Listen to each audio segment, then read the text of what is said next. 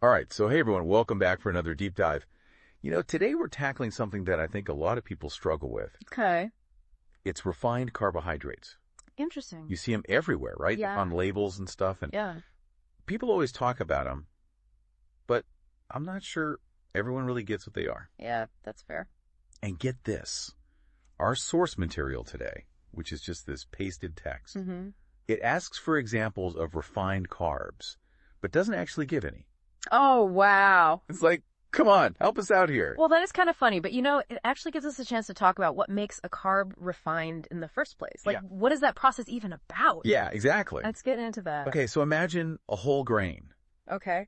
Think of it like a treasure chest, tiny little treasure chest. Okay, I like this. Packed with nutrients, Uh-huh. You got the bran on the outside, that's fiber, right? Then there's the germ in the middle. That's like the core, full of good stuff. Yeah.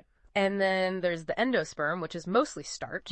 Refining is like someone coming along, taking that treasure chest, Okay. and they just rip off the top and the bottom. Oh, no. They throw away the bran and the germ, and all you're left with is that endosperm, just starch. So it's like they polished the treasure chest and made it look all shiny, but took all the treasure out. Exactly. Okay. That's a great way to put it.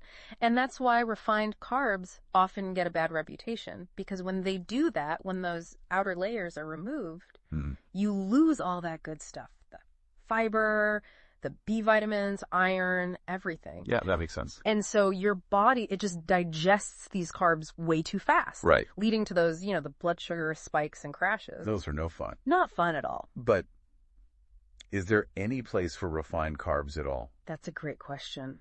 Like, what about athletes or people who need energy fast? Okay, so yeah, refined carbs do give you that quick burst of energy. It's true. Right. But it's important to remember it doesn't last. It's short-lived. And then, you know what happens after that? What? The crash. Right, yeah. That energy slump. Okay, yeah. And for most people, especially if you're not, running a marathon or something, sticking to whole grains is gonna be way better, more sustained energy, and better for you overall. So it's like picking the treasure chest that's still full over the empty polished one? Exactly. You got it. I'm getting hungry now. But this has been, I think people really struggle with this refined carb thing. Yeah. So it's been really helpful to break it down like this. I agree. It's, knowledge is power, right? Totally.